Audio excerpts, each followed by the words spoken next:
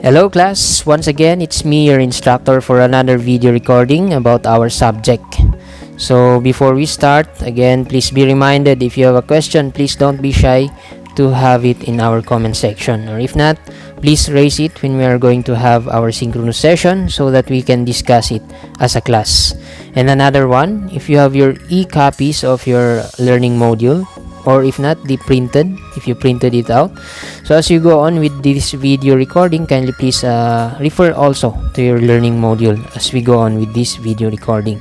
So that's it. I do hope that everyone is doing fine still, and then kindly please watch this video until the end so that you won't miss any information that might come out in your quizzes, or if not, in your exams. So that's it. Thank you very much. We'll now start with our lesson. To start with, let us talk first on the three major divisions of security. So first one there is the so-called physical security, to be followed by document security, and then the last one, the personnel security. So those are the three major divisions of security. So let us talk first about physical security. So simply by the word itself, physical security are the physical measures in order to safeguard personnel. Okay, not only to safeguard personnel but also to safeguard the area of our responsibility as a whole. So in here we also employ these physical measures such as barriers, okay, natural barriers, or yung mga tinatawag natin, yung mga rivers natin, mga bundok. Okay, those could be used as natural barriers. How about the man-made barriers or human made barriers? So we have now the solid fences. We have the solid fences, full view fences, alarms, and others. So there, the purpose of that is to prevent unauthorized access to equipment, facilities, materials, and the documents that are present in our area of responsibility. So another purpose of that is to prevent espionage, of course, sabotage, damages, and theft. And lastly, it is considered as the broadest type of security. So anyway, we are going to talk by and by, ano ba yung barrier na yan, ano yung natural barrier, human barrier, as we go on in this lesson. Just take note here in physical security, by the word itself again, physical measures, so meaning it is tangible. So what I mean in tangible is, it is perceivable by our senses. So nakikita, nahahawakan. Okay, so that is physical security. Next one, we are going to proceed with the so-called document security, or some they call it or same as information security. So simply, it is the protection of documents, classified papers, vital records from loss, access to unauthorized persons, damages, theft, and compromise through proper storage and procedures. So dyan na pumapasok yung mga paggamit natin ng codes. Okay, aside from codes, meron yung tinatawag natin na passwords. Okay, passwords, and then mga restrictions or mga protocols na ginagawa natin. Kung sino lang yung pwedeng makakaalam, sa kanila lang natin sasabihin. Okay, so those are just some of the simple measures that we were doing in order to secure our documents or informations. So next, we have here the so-called personnel security. So actually, personnel security, it is one of the crucial. Okay, ito yung dapat bigyan din ng pansin. Okay, kasi dito sa personnel security, it talks about the employees itself, or the let's say your security guards, yung mga security guards mo mismo, yung mga tao mismo na nandun or ini-employ mo sa yung establishment. So here, you should make sure na yung mga staff mo, yung mga security personnel mo that you are hiring, they should be loyal, somewhat loyal to your company, okay, or somewhat loyal to you. Okay, kasi anong mangyari if if you wrongfully hired a person who is not loyal to you, then might infiltrate ka ng mga spy, okay, or not spy, mga saboteur. So yun, baka mamaya sisirain yung company mo, or else sisirain yung businesses mo, or kung hindi man, kukunin yung mga vital informations. Let's say your company is all about more on creation of motorcycles. So yun, they get, or they were able to access the informations that you are using, or that you're having in order to create a certain motorcycle that has very very good functioning. Okay, so there you should also ensure that the person that you are hiring, make sure that they are the ones are trustworthy, okay, or loyal, or those person that might be able to help actually your company. Okay, so there it is also to ensure that firms, so personal security is being done, or personal security measures are being done in order to ensure that the firm hires those best suited to assist the firm. So achieving its goals and objectives, once hired, assist in providing necessary security to the workforce while carrying their functions. So yun, the main goal of these so-called personal security measures is just to make sure that the person that you are letting to get inside your company, or to work with your company, or your business, or not, your organization, are those trustworthy, or those person that would really maintain or really help in achieving the goals of your organization. So that is only for personnel security. So take note, the first one again, under the three major classifications of or three major divisions of security, the so-called physical security, the second one is document or information security, and then the last one is the so-called personnel security. So that's it. Moving on, we have here the basic principles of security. So number one, there is the so-called command responsibility. So here in command responsibility, it says here cannot responsibilities cannot be delegated, but the security task can be assigned. So yes, you can assign security task, but you can responsibility hindi mo masasabi na dun lang sa dun lang mismo dun sa inutusan mong tao yung mananagot or responsible. So lagi mong tandaan, as a superior, you have also responsibility in every orders that you are giving to your subordinates. So let's say ikaw ay super head, or let's say security officer, or head of the security staff ng inyong organization, and then meron kang mga subordinates, mga tao dyan sa ibaba mo. So sila mismo yung inuutusan mo, gumagalaw. So once na nagkamali sila, or yung ginawa nila na yung pinag-utos sa inutusan mo sila, and then nagkamali sila, or meron silang nagawang hindi maganda, kung ano yung naging kalabasan nun, you are also responsible with that. Just like in the PNP also. Okay, you have a responsibility with that. Just like in the PNP. So we have here the story on the case there in La Trinidad, Benguet. Okay, somewhere in Benguet. So there was an instance wherein one of the police officers were involved in shooting incident there in one bar. Okay, one disco bar. So nangyari doon, pinagbabaril nung pulis yung mga kabataan. Okay, nagsimula daw sa konting argument, then until such time na pikon na, or parang meron ng violence na ginawa yung mga kabataan, hindi napigilan ng pulis dahil sa kalasingan, nilabas na yung baril niya, and then pinagbabaril na yung mga kabataan na yun. So unfortunately, meron siyang mga napatay. So in the morning, he doesn't know what happened. He can't remember what did he do already. Hindi niya maalala. So with that, ang nangyari, nakasuhan siya, of course, and then nakulong siya. And then anong nangyari dun sa superior niya? Okay, dun sa chief of police nung time na yun.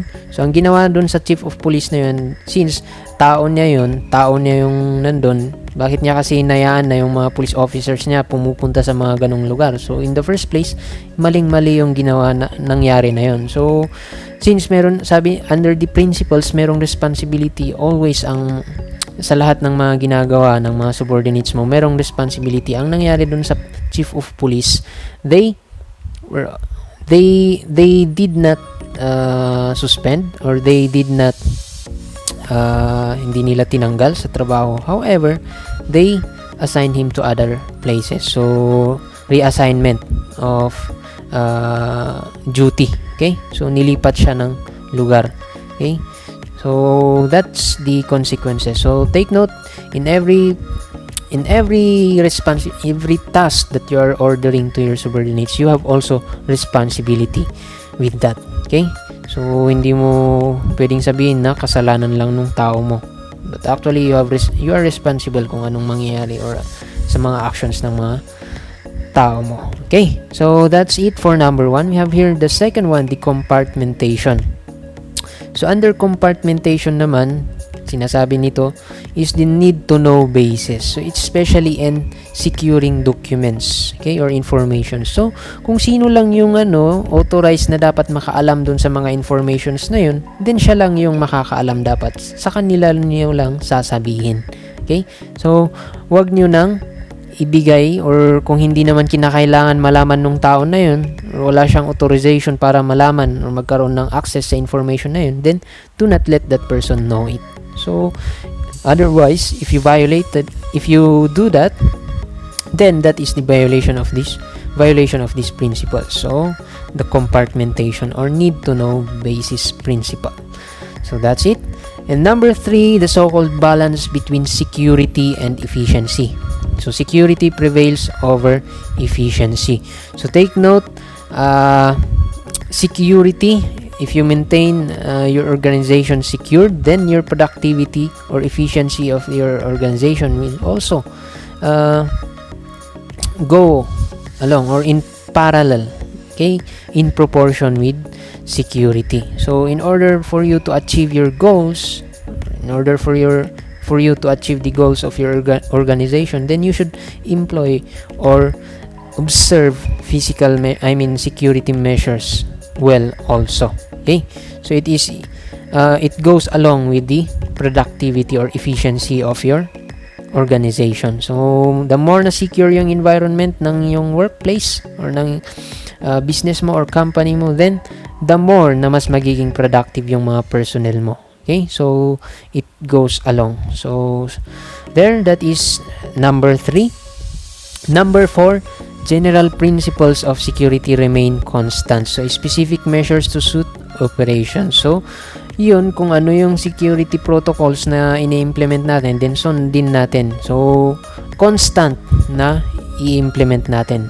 Not only ngayon, i-implement natin tapos bukas hindi natin papansinin.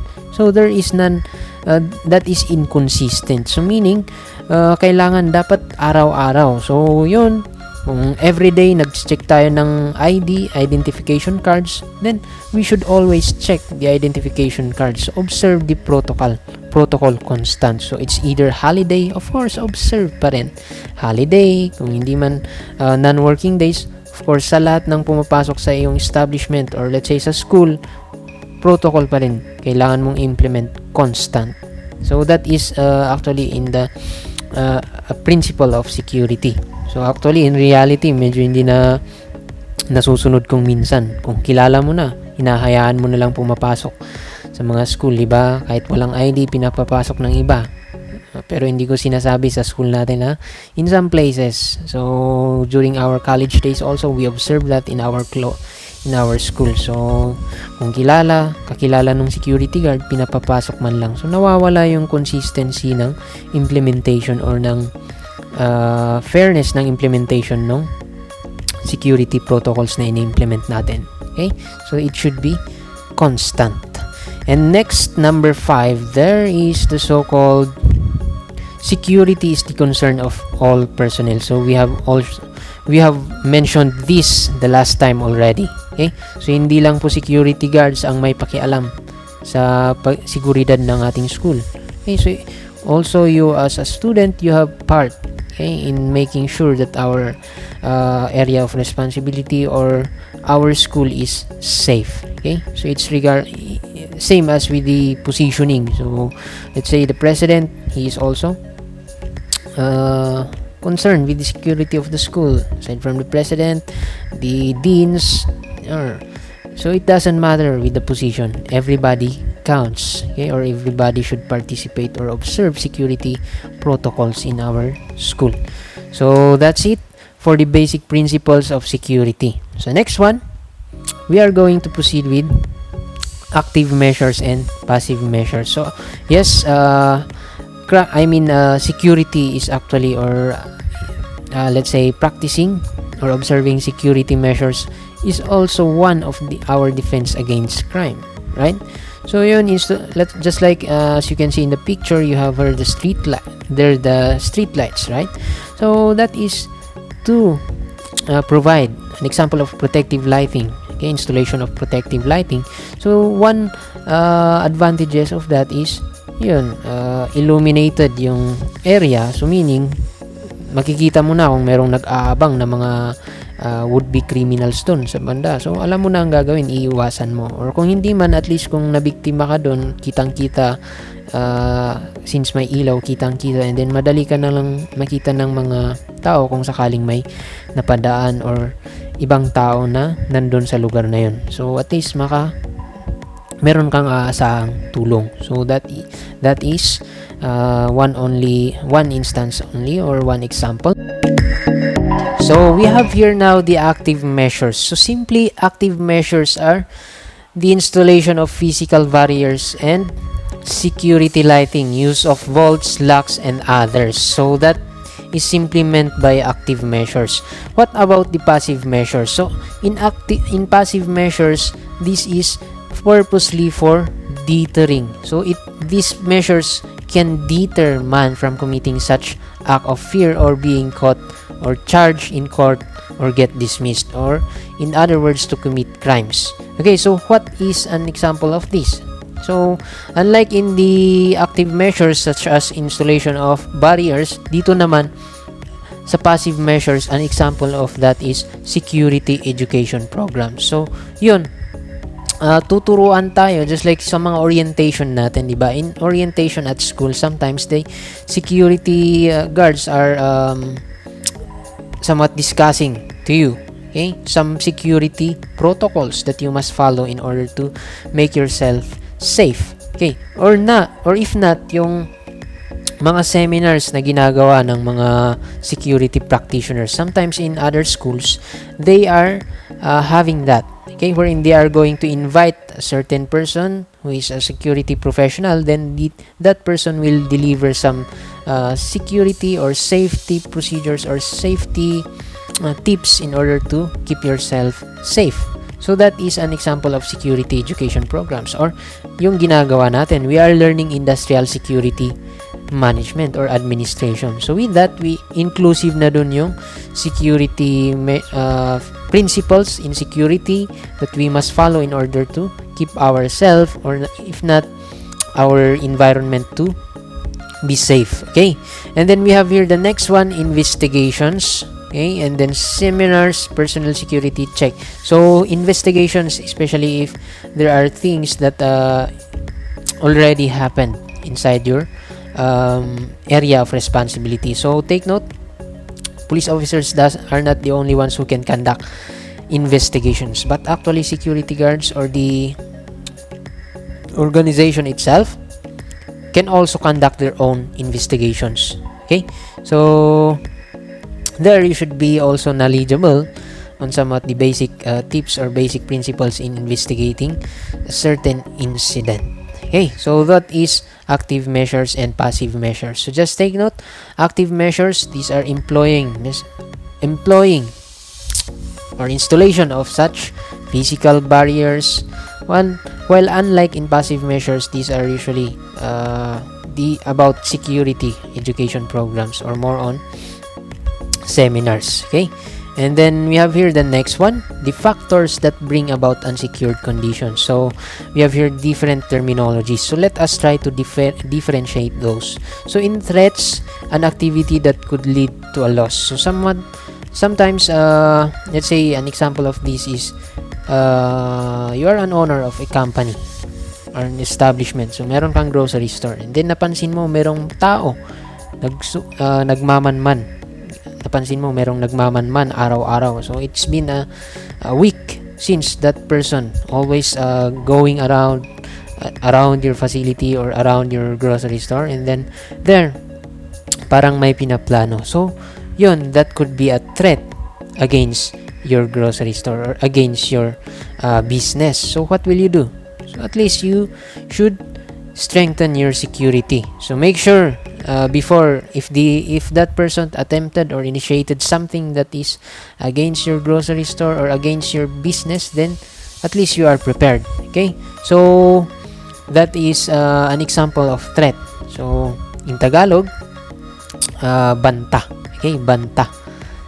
Okay, so that is threat. And then we have the second one, hazard. So ano nga ba ang medyo kasi itong hazard with risk? Medyo magkadikit yan. So sabi ng iba, same lang yan. But actually, it is different. So we have here the hazard. As you can see in our presentation. So hazard, it means anything that can cause harm.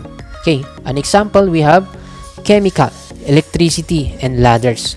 So in comparison with risk, it is how great the chance that someone will be harmed by the hazard. So an example, let's make use of a chemical or a poison, certain poison. So ikaw, you have a family, and then you try, or it happened that you place that certain poison, bottle of poison, on your table, okay, dining table.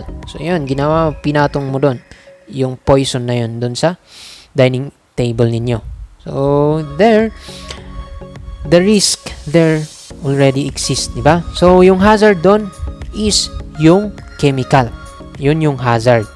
Okay, the chemical or yung poison na nilagay mo doon sa dining table. So yung risk now there is yun, the tendency your family members might drink the chemical or the poison. So yun, it is more on how great the chance dun sa risk. So take note, hindi po magkapareho ang hazard sa risk. Okay, so that is just only an example. Okay, so another one, electricity. So an example that we could give is still at your house, in your home. Okay, so let's say ang ginawa mo, merong sira sa yung yung switch ninyo. Okay, the switch of your lights. So yun, hindi masyadong naka-install yung mga switch buttons. So let's say natanggal, and then pinabayaan mo na ganun na lang. So that is the hazard. Okay, electrical problem or electrical defects. So yun yung hazard. And then the risk now is the tendency your child, or let's say your family members, when they were able to touch that, then they might be electrocuted. Okay, so that could be an example with that. So magkaiba po ang hazard with risk. And then the third one, we have here vulnerability. So sabihin natin, an example could be, sabihin natin yung house ninyo, you are near in a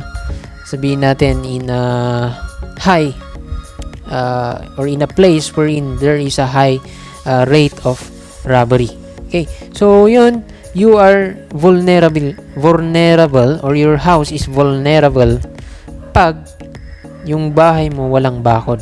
Okay, sabihin natin yung bahay mo walang bakod or walang fences man lang. Let's say walang mga physical barriers that were installed. Sabihin natin walang lighting sa labas. So that is the weakness. Okay, so weakness or vulnerable into crime of robbery. So yun, madaling pasukin, vulnerable or weakness. Yun yung weakness mo. So walang bakod, aside from that walang ilaw man lang or protective lightings. So that is the vulnerableness of your home, or the weakness that might give chances or greater opportunity for robbers to get inside your house. Okay, so those are the difference, or those are the four basic terminologies that we need to familiarize in order for us not to interchangeably use those terms. Okay, so those are different. I mean, those words are different in each other. So take note of that. Let us proceed with the next one. Factors to be considered in providing the kind and degree of security. So we have here two.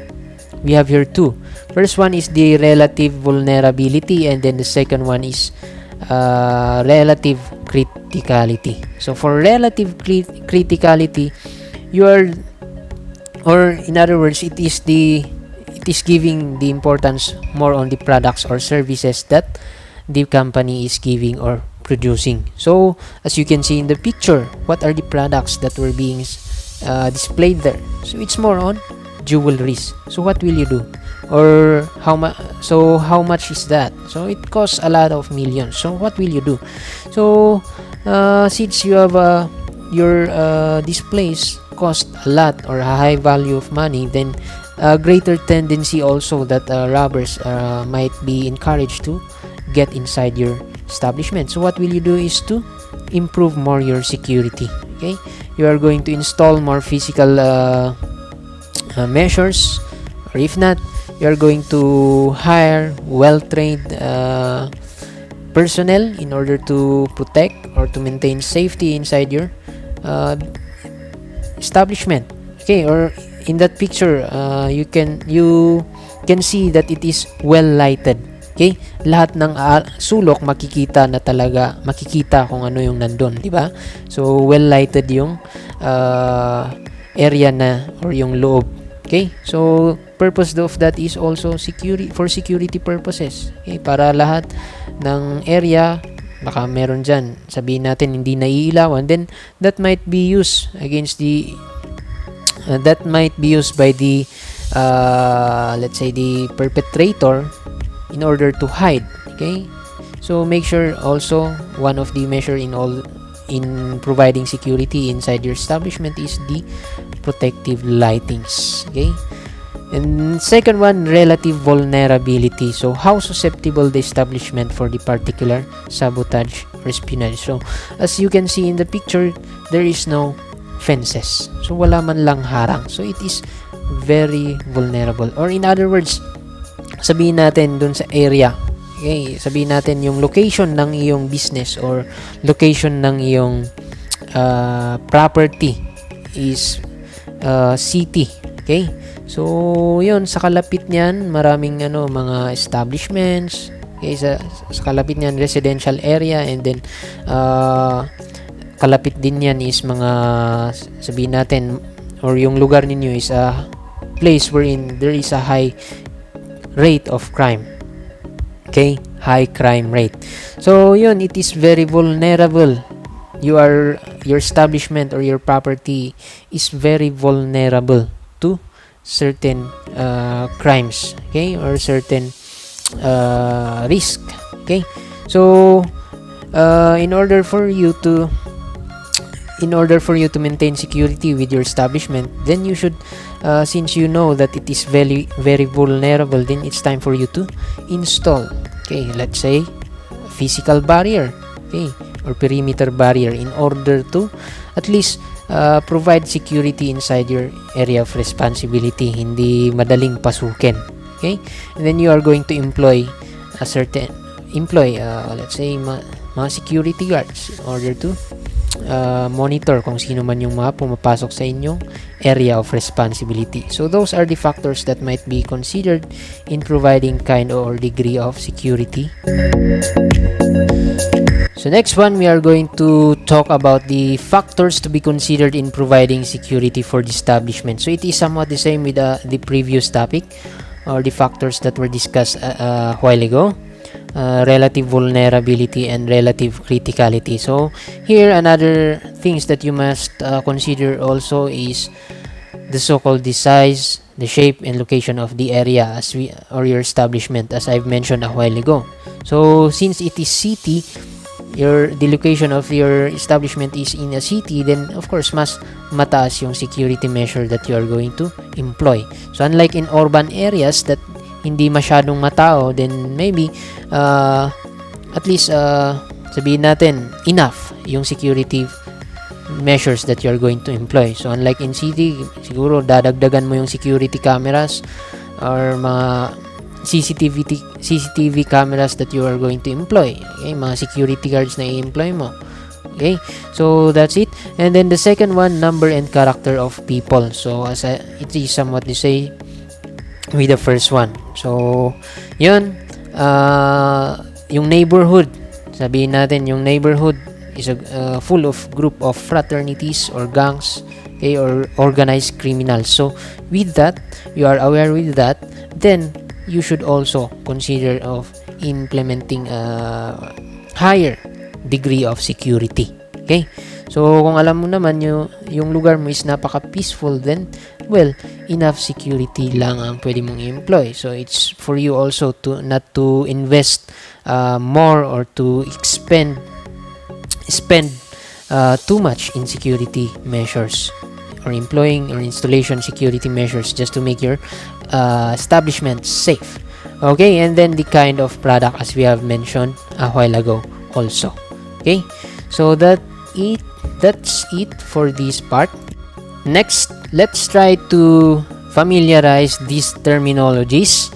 Okay, let's make ourselves familiarized with these words. So first one we have here, espionage. So what is espionage? Simply, it is an act of unauthorized gathering information or secretly gathering information. Okay, from what?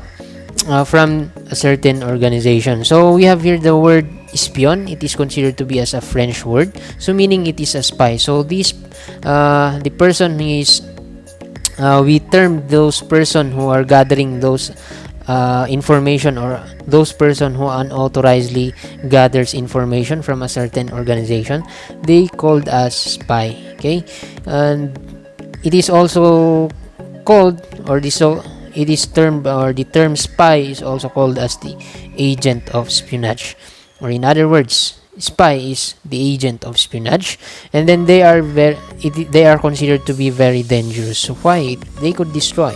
Okay, especially if the information that was taken from you is considered to be a top secret of your organization, or if not, the information that were taken from you is the operational informations that you are using in order to create a certain quality product. So nakuha nila, then it can be used against you. So gagayahin nila. So anong mangyayari dun sa business mo? So meron ng kakompetensya. Okay, meron ng magiging kakompetensya yung company mo. So instead na focus lang yung consumers na kukuha sa'yo or bibili sa'yo, then meron na silang pagkukunan na iba. Mahahati yung kita. So that is a disadvantage from you. So this is also one of the purposes of security or personnel security to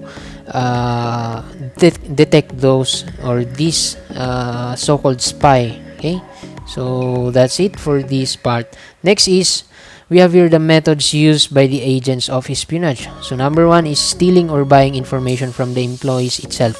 So yun, whether to bribery na sinasabi natin. Okay, extortion or bribery. And then we have the second one, by using various forms of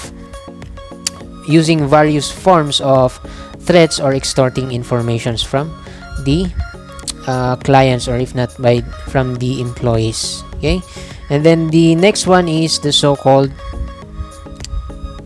by means of blackmailing. Okay, pananakot. So yun, in exchange of a certain information. So you are going to send threats or mails to that certain employees or that person in order to make him just to reveal some secrets of the company or the organization. So next one, obtaining or gaining information from social gathering.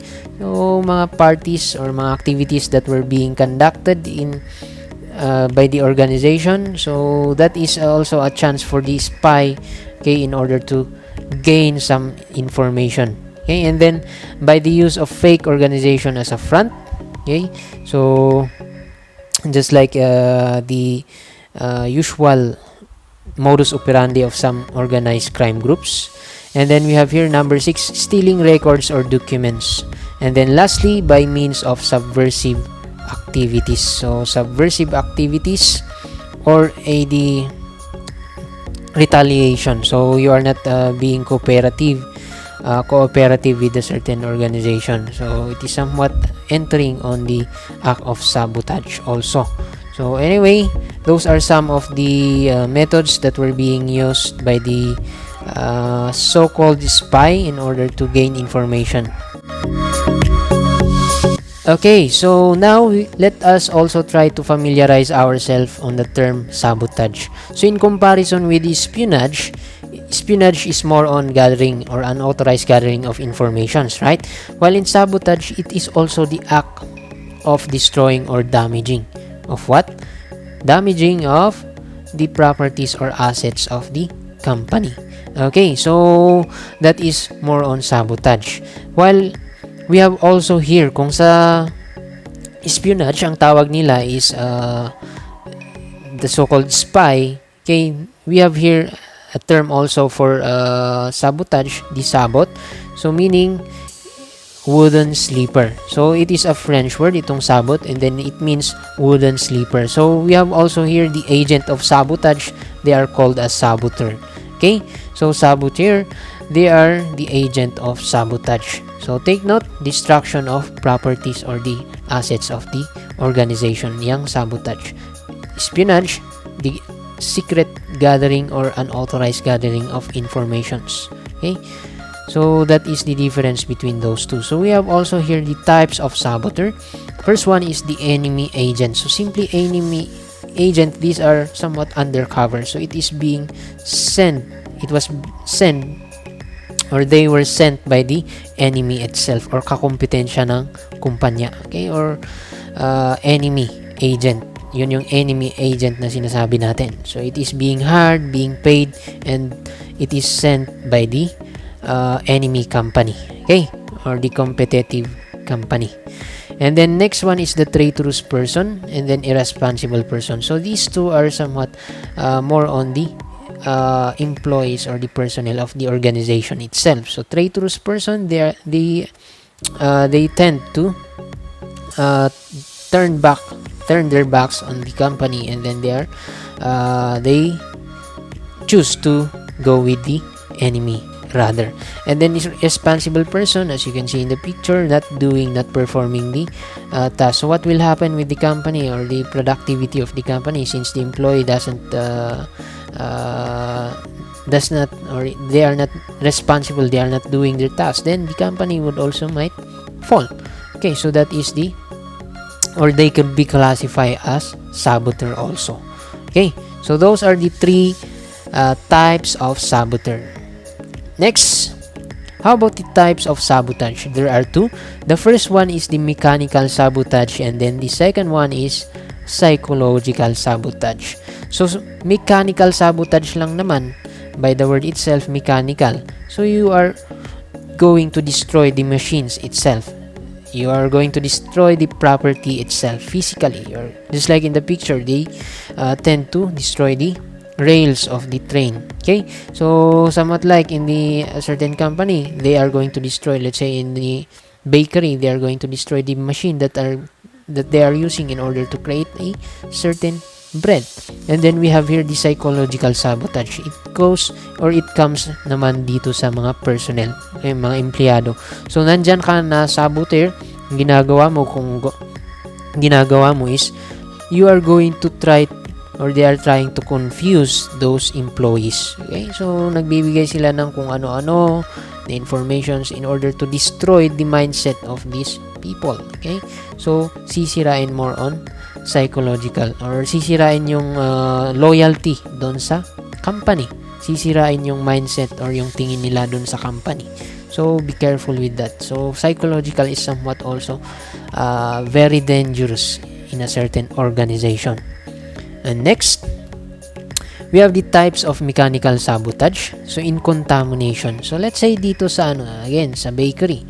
So, meron kayong machine na ginagamit, and then yung machine na yun, somewhat sabihin natin, they are powered by gas. So, yun, ginawa mo, nilagyan mo ng dust or ng dumi yung gas tank, let's say nung machine, then ang mangyayari doon, masisira. Okay, so that is an example of contamination. You are introducing a foreign material in order to destroy that certain machine. So that is only one example. How about breakage? So destroying the vital parts of the machine. By how? So by using any physical or hard objects in order to destroy that certain machine, just like the ATM machine that was projected there in our presentation. That is the second one. Third one is substitution. Substitution or changing the formula to another which will cause damage or destruction, especially in recipes. So let's say sa mga recipe ninyo, so yun, pinalitan niya yung isang sabihin natin, pinalitan niya yung isang nandun sa menu, or yung certain chemical na nilalagay or substance na dapat ilagay. So ang nangyari, nagkasira-sira yung lasa ng pagkain na na-produce. So that is an act of substitution. Or in other words, or another example, sabihin natin in making a certain type of, sabihin natin, metal. Okay, so you introduce or you change the let's say the content or the recipe or the, let's say, the composition. You change the list of the composition that must be given in order to create that metal. So yun, since pinalitan mo yung isa, effect nan, that would be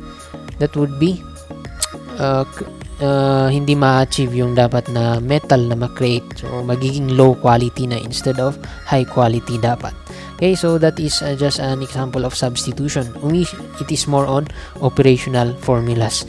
For omission naman, this is committed by means of non-performance by an individual. So this could cause destruction inside the company. So it's being responsible. You are not doing the task. You are not doing the job that was being assigned to you. So that is an act of omission, okay, or mechanical sabotage. And then the last one is the so-called abrasive. So the use of special type of contamination by using a type of material that will grind metal. So the application of grinders or any other metals that can be used in order to perform such abrasive destructions. So just like in the picture. So those are the types of mechanical sabotage.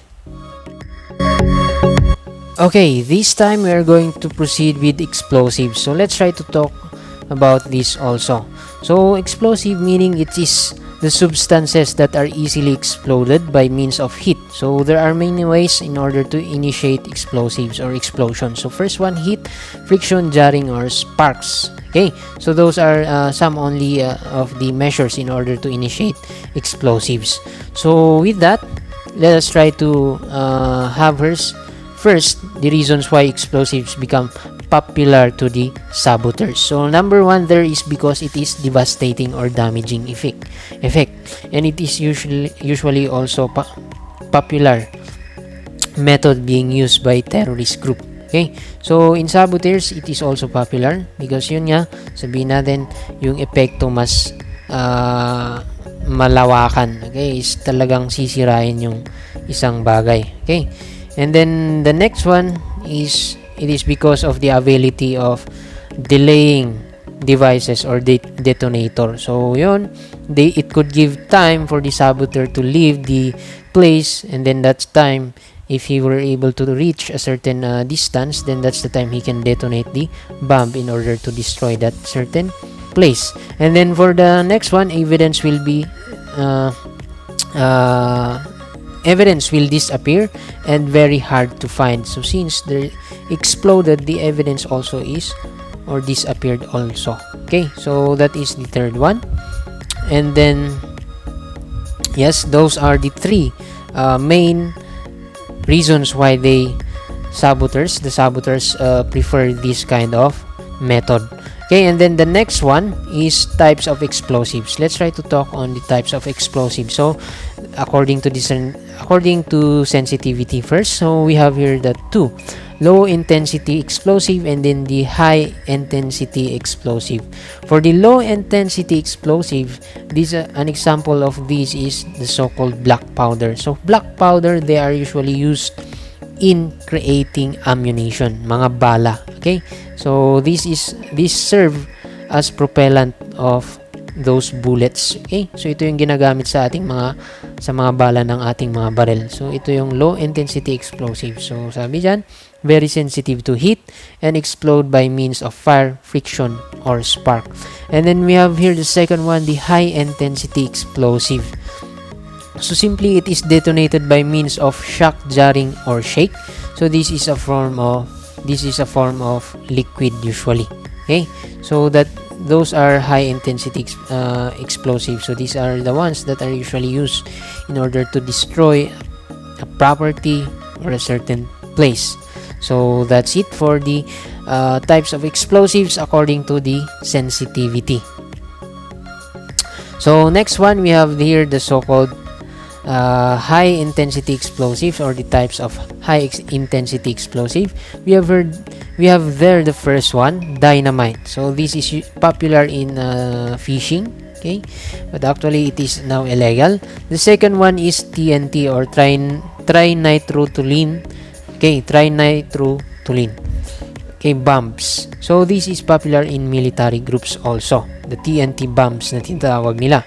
So as you can see in the picture, it can be also manipulated, or it can be also detonated to electronics. Okay, so that is for TNT. And then we have here plastic explosives. So these are very soft and hand moldable solid form of explosive materials. So as you can see in the picture, it is moldable. So yan, as we have seen in some videos, they are going to just paste that in a certain just like in a wall, and then they can ignite that through, or they can detonate it through the use of heat. Okay, and then we have here the next one, the Molotov bomb, okay, or the petrol bomb. So it is made of gas, as you can see in the picture. Then lalagyan na lang, or it can be initiated through the use of fire. Okay, that is the so-called Molotov bomb.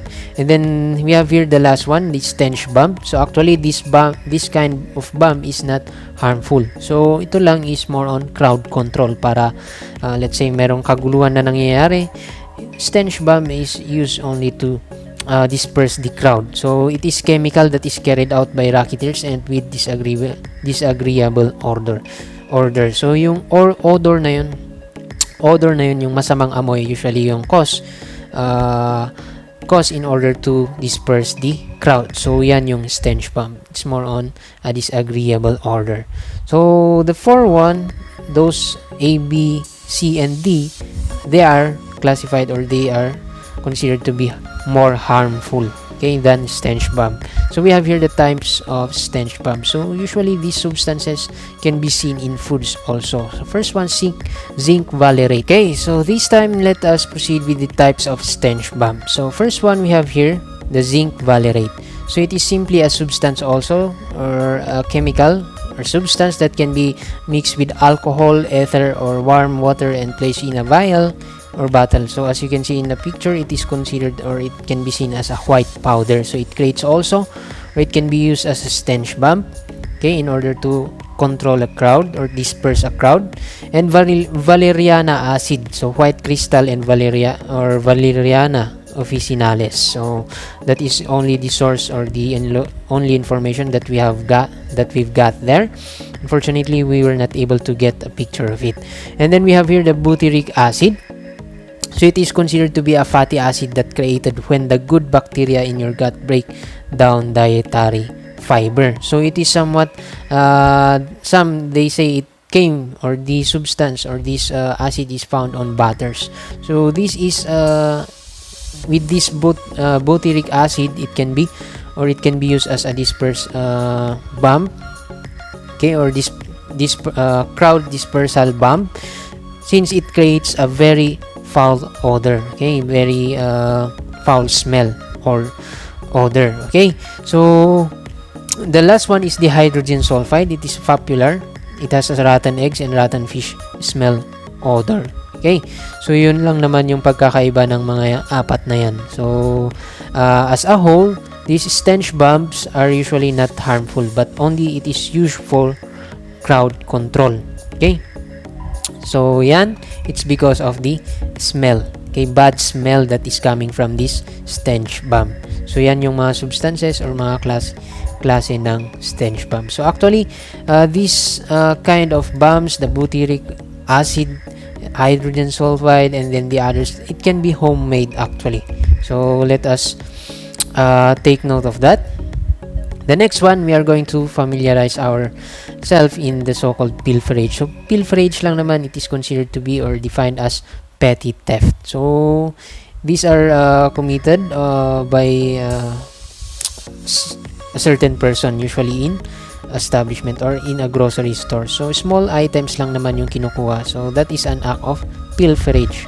So ito yung it is considered to be the most annoying and common human hazard in a certain establishment. Okay, and next one, we have here the types of pilferage: the casual pilferage, and then the second one is the systematic pilferage. So in casual pilferage, it is the inability to resist the unexpected opportunity or has a little fear that there is detection. Okay, and it is usually used for souvenir yung purpose ng pilferer. So irresistible, you cannot resist. Okay, inability to resist. Meron kang nakita dyan and nakita dyan na wallet, let's say in a table, and then nakita mo walang tao sa paligid. So there, the irresistibility feeling to get that wallet, okay, you can be classified as casual pilferage if you committed or if you were able to get that item. Okay, and then we have here the systematic pilferage with the preconceived plan and take away things for all types of goods, supplies, or merchandise. So usually it is used for personal or economic gain. Okay, there is the intent actually to get that item.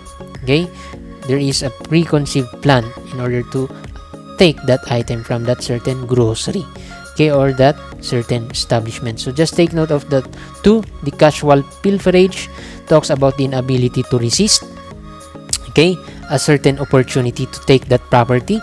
And then the second one, the systematic pilferage, take note, it is more on planning, okay, preconceived plan. So there is actually the intent, okay, in order to intent in getting that certain item from that establishment. So take note also the purposes: for souvenir, usually for casual pilferage, and then for systematic pilferage, usually for economic gain. And then we have here the pilferer. So this is the terminology that we are going to use for a person who steals without using violence, a thief who steals without using violence. So if it involves violence, then that's the time we can say that it is robbery, or we can consider that person as a robber. So here we have the sneak thief, the snitcher or stealer thief. So it means it takes or a person who takes property belonging to someone else with the intention of keeping it or selling it. So they are considered as sneak thief, snitcher, or stealer or thief. So we have here the so-called wharf rat also. So ano nga ba itong wharf rat na ito? So it is defined as someone who lives near wharves. So yung wharves na tinutukoy po natin is dun sa may mga daungan ng barko. Okay? And lives by pilfering from from ships or warehouses. So they are classified as wharf rat pilferer. Okay? So take note of that. And then we have here the methods being used by pilferers usually. So we have here the classic method. So under the classic method, they are going to hide the item on a trash bin. So yun, kunwari tatapon yung item dun sa trash, and then yun lalabas, and after that they are going to retrieve the item from the dumpster later on. So yun, hahanapin dun sa may basurahan later on. So that is a classic method being used by pilferers. Next one, use of fake documents. The third one is the removal of the items from the place itself. So kukunin as in, and then they are going to hide in their bags or or in their pockets.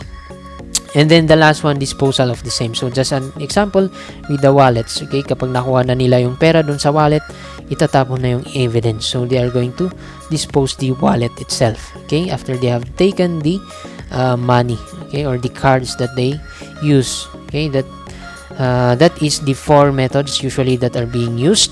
And then we have here the limiting factors of pilferage. So what are the factors that might limit pilferage? So number 1 there is the value of the item. So usually if it is very expensive, then it is very prone to be pilfered or to be taken. Okay. Ease of concealment. The more it is smaller, or the smaller it is, the easier it is to conceive or to cover or to conceal. Okay, so there, the next one is transportation. So with the ease of access in transportation, so mas malaki yan, mas mahirap i-transport, so it might be it might be taken as a consideration, or it might be considered by the person who attempt to get that item. Hindi na lang itutuloy since yun, hindi din kaya ng transportation. So mas pipiliin na lang yung mga mas maliliit but expensive na item. Okay, so yun, mas madaling maitago, mas madaling may puslit. Okay, so those are some of the limiting factors of pilferage. And then the next one, the so-called kleptomaniac. So kleptomaniac, it is somewhat a disorder. So dito, they are fond of getting the property from other people. So they are not, it is irresistible feeling of yun, magnakaw or to get property of another person. So with that, nagigain nila yung satisfaction, meron silang na-achieve na satisfaction on committing on doing such thing. Okay, so that is somewhat a disorder by a certain person, kleptomaniac.